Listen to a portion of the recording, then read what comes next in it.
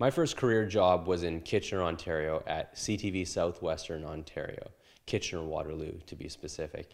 What I did there, I was a video journalist, so I carried a camera on my shoulder. I went out in the streets and talked to people and interviewed people, and I shot the video, and then I edited the video, and I went on TV every day as a reporter of the news.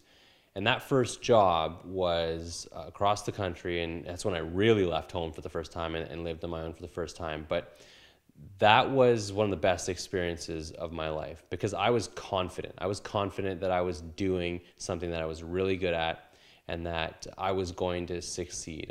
There was no doubt in my mind that I was going to have success in the job that I was doing. And that confidence allowed me to really be at my best, both professionally and physically and mentally. There was no question about what I was doing. I was living in the present day and the present moment as best as I could. And I was climbing the ladder professionally quite quickly in that I got a job out of school and straight on TV in a pretty good sized market, a medium market in Canada. And that's not the typical route that people took out of broadcast school. Typically, you might go to a small town and work on the radio, or go to a small town and work on TV, or behind the scenes in either of those capacities, and work your way up to a medium market, and then work your way up to a major market like Vancouver or Toronto or Montreal or Calgary or those types of cities in Canada. What I did, I went right out of school into a medium market and on TV every day. And that was a lot of responsibility, but it didn't necessarily feel like that because I was supported well at this new job, and I was doing a good job, and there wasn't any actual TV competition in that market, so maybe the pressure wasn't necessarily there as it could have been. It wasn't until about a year into that job, I got a call from Vancouver, the CTV station in Vancouver, to apply to a job as a reporter in Vancouver, a major market, probably one of the two biggest cities in terms of news in Canada. And I applied and I got the job. And so a year into my broadcast journalism career, I was moving from Kitchener to Vancouver. That's all good news. It's all positive, except for the fact that the reason I went into broadcast journalism was because I wanted to be a sports broadcaster. So I had a podcast called The Press Box with a buddy of mine, Nabil, and we both did that because we wanted to get experience in broadcasting, but sports broadcasting specifically because that was the goal, especially for me. And so when I went to school, that was the goal. And somewhere along the way, my fear, the fear that I had instilled in me when I was a child, the fear of what might happen if I go into corners unknown as a kid, and what might happen if I'm not supervised or sheltered or protected. The fear that I had living within me started to materialize again and present itself when I was at BCIT. It was probably triggered by the state of the industry in journalism. We had speakers coming in suggesting that this was the worst time for journalism, that we would be in tough finding a job after we graduated.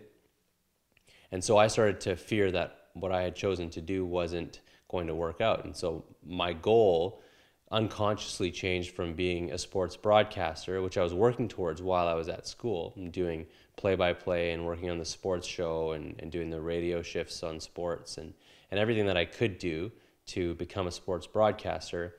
Unconsciously, that goal changed to getting a job. And I did whatever I could to get a job right out of school. Now, there was a caveat to that goal, is that I wanted to get a job on TV, on air, because I felt like I was strong and I could do that. And I did, but the fear changed my goal. And so I ended up getting a job in news, and I did some sports when I was in Kitchener, but it was a predominantly news-focused job. But while I was there, I was doing sports, and so the door was still open for me to pursue my career in sports broadcasting. That was until Vancouver came calling. And that was a reporter job full-time as a news reporter. And so I had to make a decision. Do I pursue my goal as a sports broadcaster, or do I succumb to the fear that I had built up in me? The fear that, well, if I don't take this job, I'm giving up a great opportunity and I might never get that opportunity again. There was a part of me that also wanted to go back home because Sheba, who was at that point my fiance now, was living in Vancouver. And instead of her having to leave all that she was working for and look for a job, it made the most sense intelligently and practically to move back to Vancouver and take a great job and be a news reporter. And so that's what I did. So again, I gave up my goal, changed my goal, and decided to focus on something else. And that was a more conscious decision, but in hindsight, it was a sacrifice. And that sacrifice had large implications, because when I got to Vancouver, all that I described about the Kitchener job, there being support there in the workplace, there not being competition. Well, it was all the opposite. And so there was not a ton of support. There was a negative workplace, and there was a lot of competition in terms of other TV stations fighting for the same story, fighting for the ratings, fighting to be the best and have the most eyeballs. So there was a lot of pressure in the job, not maybe directly on me, but certainly felt within the workplace. Combine that with the fact that I was working nights and my circadian rhythms and routines were thrown off, being awake late, sleeping late, waking up late, and working during night hours, and not seeing Sheba, my fiance, at all during the week because our work hours were conflicting. Not being able to move in together as we had planned because we, for some reason, felt like our finances couldn't support it, even though they were pretty good at the time. And so there were all these things: the pressure, the routine, the lack of contact with my fiance, and the underlying feeling that I was doing something that I was never really aiming to do, in that I was a news reporter and I always wanted to be a sports reporter. And when all these things combined started to weigh on me, and I realized they're weighing on me while I'm doing something that I never really wanted to do, I was in trouble. I started to think about that and feel that every day.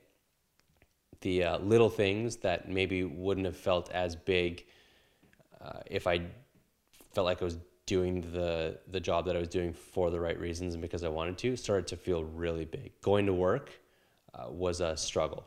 Answering my phone, looking at my emails was a struggle. It was painful. I feared picking up my phone. I feared going to work. I feared the unknown of what was going to happen, when previously that is what motivated me, because I was confident and I was at my best.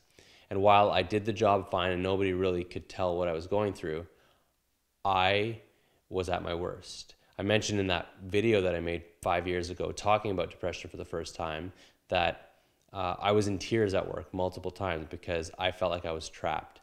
I was in a place that I never wanted to be, and I didn't know how to get out, and I didn't know how to get to the place that I wanted to be initially without starting all over again. It was almost like I was going through a midlife crisis at the beginning of my professional life.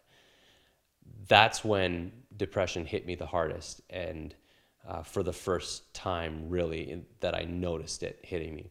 Now, I didn't notice it before I quit my job, but I did end up quitting my job because I didn't want to go through what I was feeling every day, the fear and the pain and the tears and the feeling trapped.